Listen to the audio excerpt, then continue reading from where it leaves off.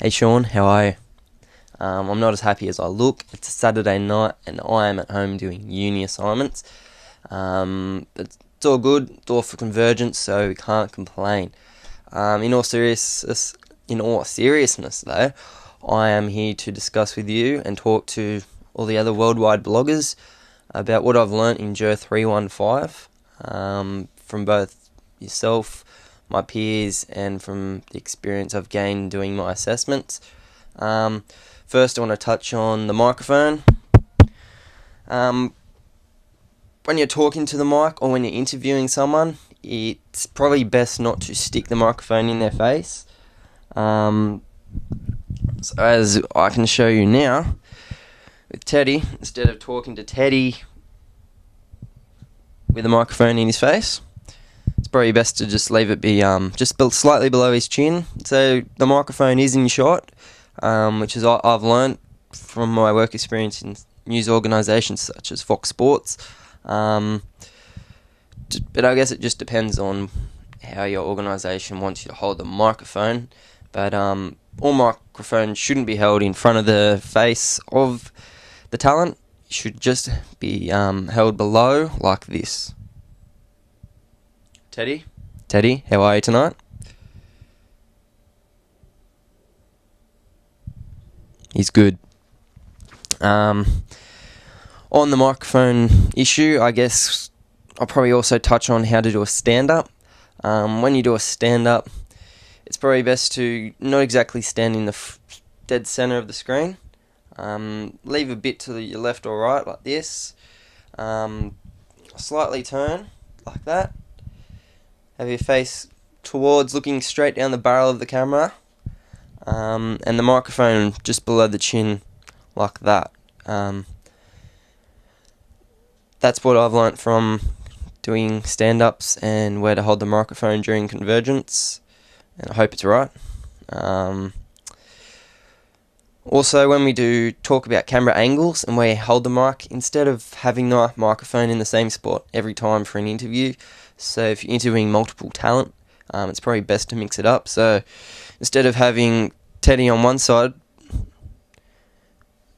for an interview and then getting another Teddy on this side, we change sides like that, just so it's from a different camera angle, and speak to Teddy if he wants to speak, that way, just so it sort of mixes up and it doesn't look like you're talking to the same person in the same very spot every time. Overall, I've learned a lot from this Convergence subject. I don't mean to or want to embarrass you as such, but I think you have been probably the best teacher I've had over the 3 years of doing journalism. I know a lot of other students will back me up on that. From working with text and audio to still images and vision, I've learnt how to use them properly and in cohesion, and what to use where, and just things like that.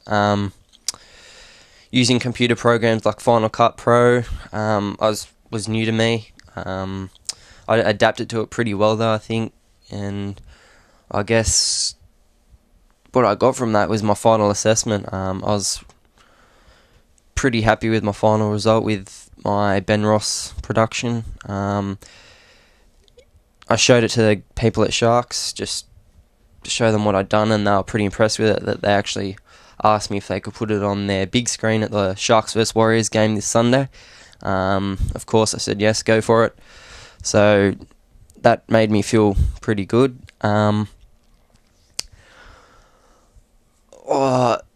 Overall, I think this subject is vital if you're going out in the wide world of journalism. You need to know how to use a camera, how to speak to the camera, and how to use microphone and interview talent.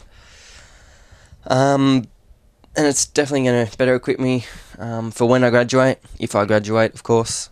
But no, I think from this subject I've learnt all the necessary skills that I needed to become a successful journalist if I go down the path of Convergence or multimedia.